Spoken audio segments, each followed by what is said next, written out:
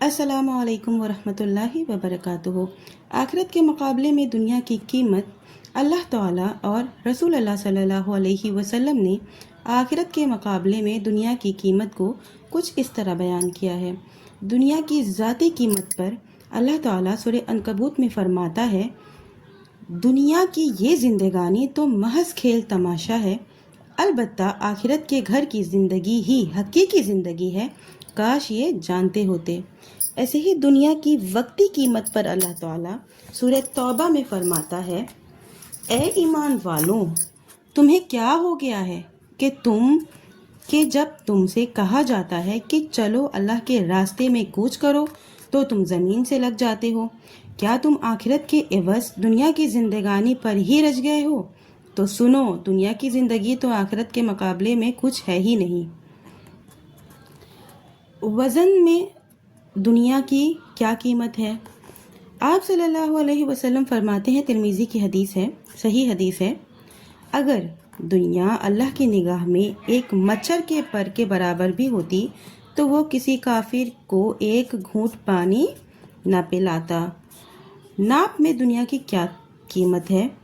صحیح مسلم کی حدیث ہے، آپ صلی اللہ علیہ وسلم فرماتے ہیں، اللہ کی قسم، دنیا آخرت کے مقابلے میں ایسی ہی ہے جیسے تم میں سے کوئی شخص سمندر میں اپنی یہ انگلی ڈال کر نکالے، یعنی کہ شہادت کی انگلی سے اشارہ کیا گیا ہے، پھر دیکھیے کہ اس انگلی میں کتنا پانی لگا ہے۔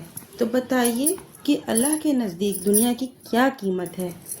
آپ خود ہی اندازہ لگائیے۔ قرآن اور حدیث کی روشنی میں میں نے آپ کو چیزیں سمجھائی ہوں۔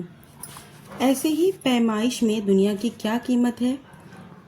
تو آپ صلی اللہ علیہ وسلم فرماتے ہیں، بخاری کی حدیث ہے، جنت میں ایک کوڑے کی جگہ دنیا و ما فیہا سے بہتر ہے۔ اب روپے پیسے میں دنیا کی کیا قیمت ہے؟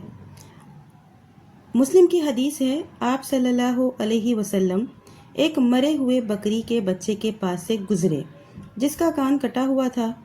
آپ نے اس کا کان پکڑ کر کہا، تم میں سے کون شخص اسے 1 درہم میں لینا پسند کرے گا؟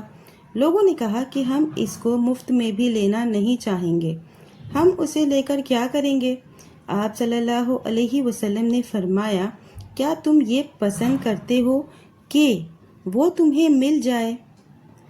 لوگوں نے کہا، خدا کی قسم، اگر یہ زندہ بھی ہوتا تب بھی عیبدار تھا، اس لیے اس کا کان کٹا ہوا ہے اور یہاں تو وہ مردہ ہے۔